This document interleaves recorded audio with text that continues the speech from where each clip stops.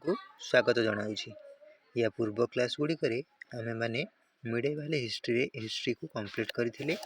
आज आम स्टार्ट करवा मॉडर्न हिस्ट्री ऑफ ओडिशा है।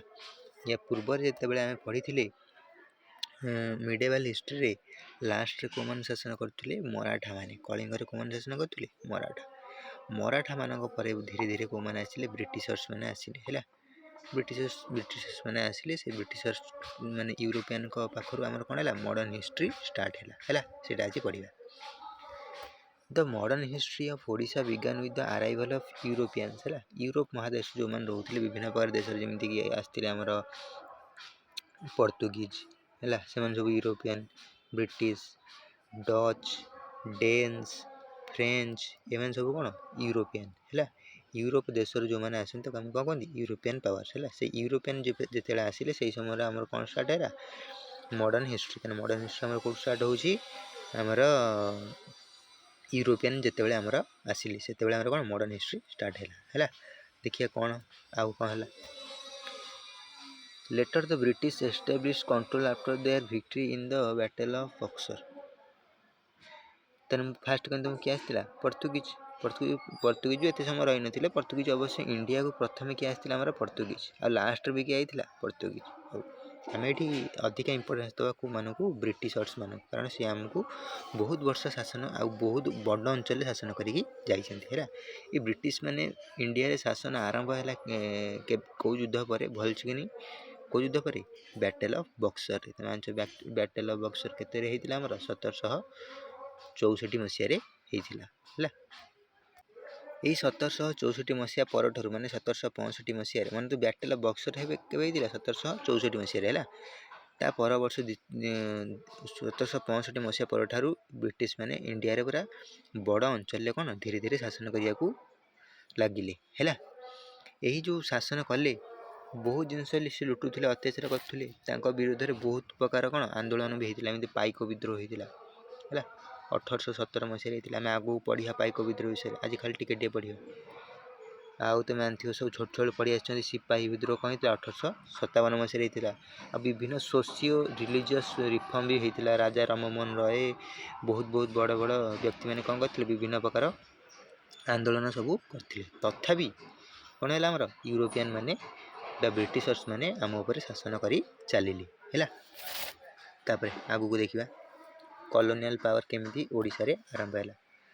फास्ट को मैंने आसते तुमको कही arrival of European traders the Portuguese. First को मैंने आसते पोर्तुगीज है। Portuguese were the first to establish the settlement at Pipili. मन रखा प्रथम क्यों यूरोपियन तुम आसते ओडिशा को पोर्तुगीज माने आसते कौटी सेटलमेंट करते पिपिली ठारे। कौटी सेटलमेंट करते पिपिली ठारे है। Mouth of Subarnarekha river. Subarnarekha river cool आम कौन सब जान पिपिली अच्छी है कौ नदी कूल सुवर्णरेखा नदी कूल कौ मैंने आसते पोर्तुगीज मैंने आसते क्योंकि प्रथम सेटलमेंट करते पिपिली ठारे। पिपिली अच्छी कौटी सुवर्णरेखा नदी कूल पुरी पुरी डिस्ट्रिक्ट है। तार आगू जा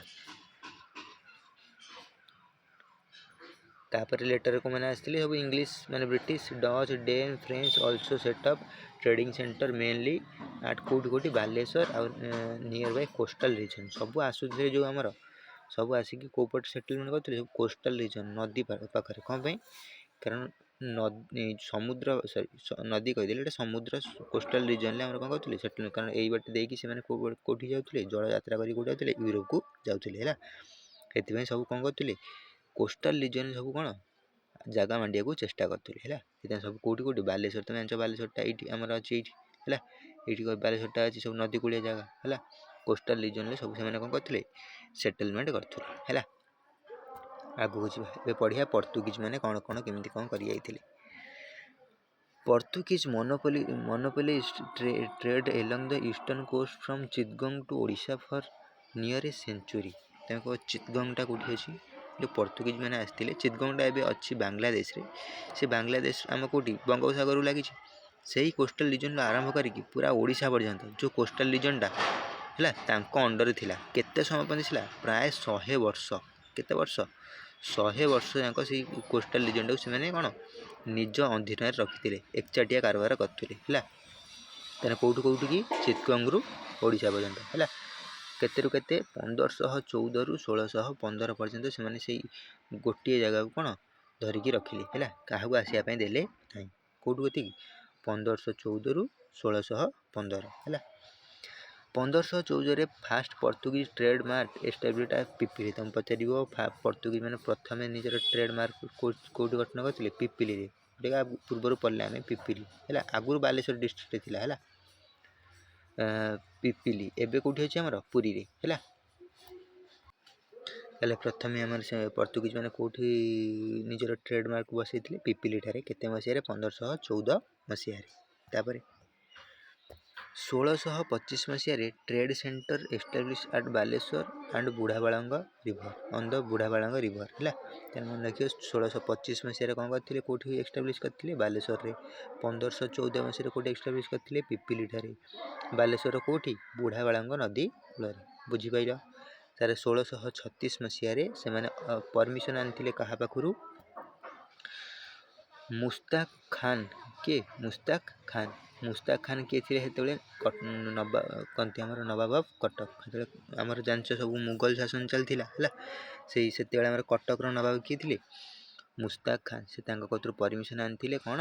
ପିପିଲି ଠାରେ ଗୋଟେ ଏକ୍ସଟ୍ରା କ'ଣ ରେସିଡେନ୍ସରେ ସେମାନେ ରହିବେ ବୋଲି ହେଲା। ଏଇଟା ତ ସବୁ ଟ୍ରେଡ୍ ମାର୍କ ମାନେ ବାଣିଜ୍ୟ ବେପାର ପାଇଁ ଗଠନ କରୁଥିଲେ, କିନ୍ତୁ ରହିବା ପାଇଁ ହେଲା ପିପିଲି ଠାରେ ଆଡ଼ିସନାଲ୍ ରେସିଡେଣ୍ଟ ଆଟ୍ ପିପିଲି କରିବା ପାଇଁ କାହା କତରୁ ପରମିଶନ ଆଣିଥିଲେ? ମୁସ୍ତାକ ଖାନ ପାଖରୁ ପରମିଶନ ଆଣିଥିଲେ। ସେ ମୁସ୍ତାକ ଖାନ କିଏ ଥିଲେ? ନବାବ ଅଫ୍ କଟକ ହେଲା। ବୁଝିପାରିଲେ ନା ବୁଝିପାରିଲେନି? ତାହେଲେ ଫାର୍ଷ୍ଟ ଟାଇମ୍ ପଢ଼ିଲେ ଯେଉଁ ପର୍ତ୍ତୁଗୀଜ ମାନେ ଥିଲେ, ପର୍ତ୍ତୁଗୀଜ ମାନେ କ'ଣ କରୁଥିଲେ? ଆମର ମୋନୋପୋଲାଇଜ୍ ମାନେ ଏକା କାରବାର କରୁଥିଲେ। କେଉଁଠୁ କେତିକି? ଚିତ୍ତଗଙ୍ଗରୁ ଓଡ଼ିଶା ପର୍ଯ୍ୟନ୍ତ ପୁରା ଏକା କାରବାର କଲେ। କେତେ ମସିହା ପର୍ଯ୍ୟନ୍ତ? 100 ବର୍ଷ ପର୍ଯ୍ୟନ୍ତ। 1514ରୁ 1615 ପର୍ଯ୍ୟନ୍ତ। ତାହେଲେ ଦେଖିବେ 1514 ମସିହାରେ ସେମାନେ ପିପିଲି ଠାରେ କ'ଣ ନିଜର ବାଣିଜ୍ୟ ବ୍ୟବସାୟ ବସିଥିଲେ। ତାର 1625 ମସିହାରେ ବାଲେଶ୍ୱର ଠାରେ କରିଥିଲେ ବୁଢ଼ାବାଳଙ୍ଗ ନଦୀ କୂଳରେ। ତା ଦେଖିଲେ 1636 ମସିହାରେ ସେ ପରମିଶନ ଆଣିଥିଲେ କାହା ପାଖରୁ? ମୁସ୍ତାକ ଖାନଙ୍କ ପାଖରୁ, ଯିଏକି କଟକର ନବାବ ଥିଲେ। କ'ଣ ପାଇଁ? ନା ପିପିଲି ଠାରେ ରହିବା ପାଇଁ ହେଲା। ସେ କ'ଣ ଟ୍ରେଡ୍ କରୁଥିଲେ? କଟନ୍, କ୍ଲଥ୍ ଆଉ ସେସମି ମାନେ କ'ଣ? ଏଇ ଯେଉଁ ଆମେ କୁହନ୍ତି ଯେଉଁ ଖସା ଲଡ଼ୁ ବା ରାଶି ହେଲା, ସେଇ ରାଶି ବେପାରୀ ନିଜ ଦେଶକୁ ନେଇକି ଯାଉଥିଲେ ହେଲା। The Portuguese build churches, factories and other establishment along the Odisha କୋଷ୍ଟରେ ମିଶି କ'ଣ କଲେ? ଚର୍ଚ୍ଚ, ଫ୍ୟାକ୍ଟ୍ରି ଆଉ ଅଦର ଏଷ୍ଟାବ୍ଲିଶମେଣ୍ଟ କଲେ। Thomas Colley. କିଏ? ଥମସ୍ କୋଲି 1633 ମସିହାରେ ପିପିଲିକୁ କ'ଣ ବୋଲି କହିଥିଲେ? ଆନ୍ସିଏଣ୍ଟ ରେଣ୍ଡେଭର ହେଲା। ରେଣ୍ଡେଭର ମାନେ କ'ଣ? ରେଣ୍ଡେଭର ମାନେ ହେଉଛି ମିଳନ ସ୍ଥାନ ହେଲା। ଆନ୍ସିଏଣ୍ଟ ରେଣ୍ଡେଭର ଅଫ୍ କାହାର? ପର୍ତ୍ତୁଗୀଜ ମାନଙ୍କର ହେଲା। ମନେ ରଖିବ, ତୁମେ ପଚାରିବ ଥମସ୍ କୋଲି କ'ଣ କହିଥିଲେ? ପିପିଲି ହେଉଛି କ'ଣ? ଆନ୍ସିଏଣ୍ଟ ରେଣ୍ଡେଭର ଅଫ୍ ପର୍ତ୍ତୁଗୀଜ ହେଲା। ତେଣୁ ପଚାରିବ ପର୍ତ୍ତୁଗୀଜ କେଉଁ ଅଞ୍ଚଳଟିକୁ ଆନ୍ସିଏଣ୍ଟ ରେଣ୍ଡେଭର କହୁଥିଲେ? କାହାକୁ? ପିପିଲିକୁ। କାହାକୁ? ପିପିଲିକୁ ହେଲା। କିଏ କହିଥିଲେ ଏଇଟା? ଥମସ୍ କୋଲି। କେତେ ମସିହାରେ? 1633 ମସିହାରେ। ବୁଝିପାରିଲ? ତାହେଲେ ପର୍ତ୍ତୁଗୀଜଟା ଆଉ ଥରେ ରିଭାଇଜ୍ କରିଦେବା। ପର୍ତ୍ତୁଗୀଜ କ'ଣ କଲେ? ଚିତ୍ତଗଙ୍ଗରୁ ଓଡ଼ିଶା ପାଇଁ ଶାସନ କଲେ। 1514 ମସିହାରେ ପିପିଲି ଠାରେ ନିଜର ଟ୍ରେଡ୍ ମାର୍କ ଗଠନ କଲେ। 1625 ମସିହାରେ ବାଲେଶ୍ୱର ବୁଢ଼ାବାଳଙ୍ଗ ନଦୀରେ ସେମାନେ ଆଉ ଗୋଟେ ଟ୍ରେଡ୍ ସେଣ୍ଟର ପ୍ରତିଷ୍ଠା କଲେ। 1636 ମସିହାରେ ସେ ମୁସ୍ତାକ ଖାନ ନବାବ କଟକ ପାଖରୁ ପରମିଶନ ଆଣିଲେ କ'ଣ ପାଇଁ? ରେସିଡେଣ୍ଟ ପିପିଲି ପାଇଁ। ତେଣୁ କ'ଣ ଟ୍ରେଡ୍ କରିଥିଲେ? କଟନ୍, କ୍ଲଥ୍ ଆଉ ସେସମେ। ଆଉ ପର୍ତ୍ତୁଗୀଜ ବିଲ୍ଡ ଚର୍ଚ୍ଚ ସେଇଟା ତ ଗଲେ ହବ। ଆଉ ଥମସ୍ କୋଲି 1633 ମସିହାରେ ପିପିଲିକୁ କ'ଣ ବୋଲି କହିଥିଲେ? ଆନ୍ସିଏଣ୍ଟ ରେଣ୍ଡେଭୁ ଅଫ୍ ପର୍ତ୍ତୁଗୀଜ ହେଲା। ଏବେ ଆଗକୁ ଯିବା ବ୍ରିଟିଶ ମାନଙ୍କ ବିଷୟରେ ପଢ଼ିବା। ଦ ବ୍ରିଟିଶ ଇନ୍ ଇଣ୍ଡିଆ ହେଲା, ବ୍ରିଟିଶ ଇନ୍ ଓଡ଼ିଶା ହେଲା। ଏଇଠି ବ୍ରିଟିଶ ମାନେ ଟିକେ ପୁରା ସ୍କ୍ରିପ୍ଟଲି ଦେଖୁଛନ୍ତି, ମାନେ ସର୍ଟରେ ଦେଖୁଛନ୍ତି, କିନ୍ତୁ ୟା ଆଗକୁ ପୁରା ଭଲ ଭାବରେ ଦେଖିବା। ଏଇଟା ଖାଲି ଟିକେ ଓଭରଭ୍ୟୁ ଆମେ ନେଉଛନ୍ତି ହେଲା। British arrived in Odisha as the trade under the English East India company. ତାହେଲେ ବ୍ରିଟିଶ କେବେ ଆସିଥିଲେ? ଆମର ଇଂଲିଶ ଇଷ୍ଟ ଇଣ୍ଡିଆ କମ୍ପାନୀ, ଯେଉଁ ବ୍ରିଟିଶ ଇଷ୍ଟ ଇଣ୍ଡିଆ କମ୍ପାନୀ, ଯେଉଁଟା ଇଂଲିଶ ଇଷ୍ଟ ଇଣ୍ଡିଆ କମ୍ପାନୀ ସେଇଟା ହେଲା। ସେଇଟା ସେଇ କମ୍ପାନୀର ପ୍ରତିଷ୍ଠା ଦ୍ୱାରା ହିଁ ସେମାନେ ଓଡ଼ିଶାକୁ ଏଣ୍ଟର କରିଥିଲେ। ଆଉ ସିକିଂ କମର୍ସିଆଲ ଅପରଚ୍ୟୁନିଟି ଏଲଙ୍ଗ ଦ ଇଷ୍ଟର୍ଣ୍ଣ କୋଷ୍ଟ। ଆଉ ସେମାନେ ଚାହୁଁଥିଲେ କ'ଣ? ତାଙ୍କୁ ସେ ଇଷ୍ଟର୍ଣ୍ଣ କୋଷ୍ଟ ଆମର କେଉଁଟା? ଏଇଟା ଇଷ୍ଟର୍ଣ୍ଣ କୋଷ୍ଟରେ ସେମାନେ କହନ୍ତି କମର୍ସିଆଲ ବାଣିଜ୍ୟ ବେପାର ପାଇଁ ଅପରଚ୍ୟୁନିଟି ଖୋଜୁଥିଲେ ବା ସୁଯୋଗ ଖୋଜୁଥିଲେ ହେଲା। ଇମ୍ପୋର୍ଟାଣ୍ଟ ଇଭେଣ୍ଟ କହିଥିଲେ ଏ ସମୟରେ 1600 ମସିହାରେ ସେମାନେ ସେଟଲମେଣ୍ଟ ହେଇଥିଲେ है नट ट्रेड सेटलमेंट एटा खाली सेटलमेंट होता हरिशपुर प्रेजेंट जगतसिंहपुर है 1600 मसीह 1633 मसीह ट्रेड सेटलमेंट होता कौटी हरिहरपुर कौटी हरिहरपुर बालेश्वर बुझीपारे ना बुझीपारे तुम पचार ब्रिटिश सेटलमेंट फास्ट के 1600 मसीह कौटी होते हरिशपुर जोटा कि एबेकार कौन जगतसिंहपुर है 1633 मसीह ट्रेड सेटलमेंट गठन करते कौटी बालेश्वर आउ हरिहरपुर रे बुझीपारे ना बुझीपारे कथाटा है ब्रिटिश कौन करते आमर आसते 1600 मसीह एंटर करते सेटलमेंट करते कौटी हरिहरपुर ठारे जोटा कि एबेकार जगतसिंहपुर आ 1633 मसीह ट्रेड सेटलमेंट करते जोटी कौन जोटा कौटी थी हरिहरपुर आ कौन बालेश्वर रे बुझीपाल एमाने कौन कौन करते कटन गिंगम कालिको मलमल कटक तो कटन तो सब जान आमर जो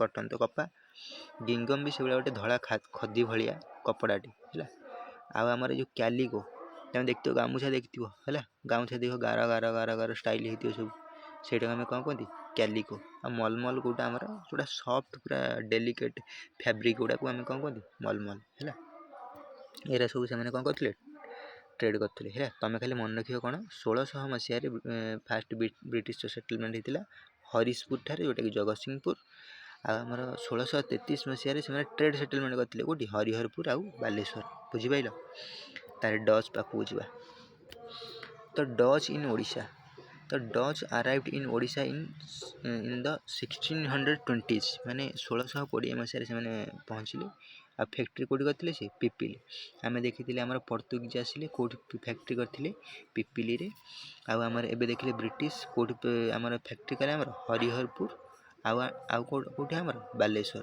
है हरिहरपुर आउ बालेश्वर से डच मैंने आसिले से भी कौटी कले आमर पिपिली रे कौटी कले पिपिली रे बुझीपाल ना बुझीपालानी तेन डच अराइव्ड के 1620 फैक्ट्री एस्टाब्लिश करते पिपिली ठारे 1620 रु 1639 पर्यटन रही प्रॉफिटेबल रही पलैला एत ये करें सी मेन फैक्ट्री कौटी थी पिपिली और अदर फैक्ट्री भी थिला गिंगेली कोस्ट रे हरिशपुर रे साड़ा कि एत चल ना मेन फैक्ट्री तुम पचार कौटी आमर पिपिली है से कौन कौन बेपार करते textile silk salt pepper rice sugar opium कौटा ये गोटे पेटुआ भाया फूलटे फूल गछटे है सब ड्रग्स बाहर है से ड्रग्स निशा फिशा करती मेडिसिन लगे व्यवहार हुए है से opium sugar rice Salt paper silk and textile सब बेपार करते है आगू जा the dance in Odisha sorry the dance इन ओडिशा है डांस आम कौन मान कहते जो मैंने डेनमार्क आसते कौन मैंने डेनमार्क आउ जो डच पड़े डच को मान कहती जो मैंने नेदरलैंड आस मन रख नेदरलैंड जो मैंने आम कौन कहते डच जो मैंने डेनमार्क आसते कौन कहते आम डेन्स है first trade factory establish Baleshwar in 1636 है ये कौटी करते बालेश्वर आम फास्ट पढ़ले जो पर्तुगीज मैंने कौटी करते आमर पिपिली रे ब्रिटिशर्स मैंने कौटी करते आमर हरिशपुर एंड बालेश्वर तापर आसिले आमर कौन डच कौटी करते आमर से पिपिली रे आ पुणी देखिले आइले कौन आमर डेन्स कौटी गले बालेश्वर रे बुझीपाल देख ये सब कोस्टाल एरिया गुड़ा है सब कोस्टाल एरिया कौन पाई कारण से जल यात्रा मध्यम आसुले कोस्टाल एरियाटा सहज होता है कोस्टाल एरिया अधिकार करने चाहूले है तापर आगू जा एमाने अधिका समय रही पाइले लैक्स ऑफ गवर्नमेंट भी सपोर्ट कलानी से पलैले है तापर आगू जा French in Odisha first factory कौटी करते बालेश्वर सब से बालेश्वर अधिकांश 1687 मसीहा से मन रखिद फ्रेंच मैंने कौटी एस्टाब्लिश करते बालेश्वर के मसीह 1687 मसीह कि फ्रेंच मैंने प्रथम आसते के कंट्राक्टर ओडिशार 1673 मसीह के गोटे फ्रेंच शिप आसिक पहुँचला से फ्रेंच शिप ना कौन फ्लामंड अराइव्ड एट बालेश्वर रोड है it's commander was warmly received Its commander was warmly received by the local governor Malik Qasim है ସେଇ ଲୋକାଲ୍ ଯେଉଁଠି ଆସି ପହଞ୍ଚିଥିଲା ବାଲେଶ୍ୱରରେ ସେ କହନ୍ତି ଆମର ଜାହାଜଟା ସେଇ ଲୋକାଲ୍ରେ ଯେଉଁ ଥିଲେ ଆମର ବାଲେଶ୍ୱରର ଯିଏ କହନ୍ତି ଗଭର୍ଣ୍ଣର, ତାଙ୍କ ନାଁ କ'ଣ ଥିଲା? ମଲ୍ଲିକ କାସିମ୍। ସେ ମଲ୍ଲିକ କାସିମ୍ ତାଙ୍କୁ ସ୍ୱାଗତ ଜଣାଇଥିଲେ କାହାକୁ? ସେଇ କହନ୍ତି କମାଣ୍ଡରକୁ ହେଲା। ସେଇ ଯେଉଁ ସିପ୍ର ଯିଏ କମାଣ୍ଡର ଥିଲେ ଫ୍ଲାମଣ୍ଡ କହନ୍ତି ସିପ୍ର କମାଣ୍ଡର, ସେ ତାଙ୍କୁ ୱାର୍ମଲି ୱେଲକମ୍ କଲେ। ମନେ ତ କେତେ ମସିହାରେ ଆସିକି ପହଞ୍ଚିଥିଲା? 1673 ମସିହାରେ। କିନ୍ତୁ ଆମର ଏଷ୍ଟାବ୍ଲିଶ୍ କଲେ ଫ୍ୟାକ୍ଟ୍ରି କେତେ ମସିହାରେ? 1687 ମସିହାରେ। କେଉଁଠି? ବାଲେଶ୍ୱରରେ। ବୁଝିପାରିଲ ନା ବୁଝିପାରିଲନି? ଆଜି ପାଇଁ ଏତିକି ଥାଉ। ୟା ପର କ୍ଲାସ୍ରେ ଆମେ ବ୍ରିଟିଶ ଶାସନ ବିଷୟରେ ଆରମ୍ଭ କରିବା।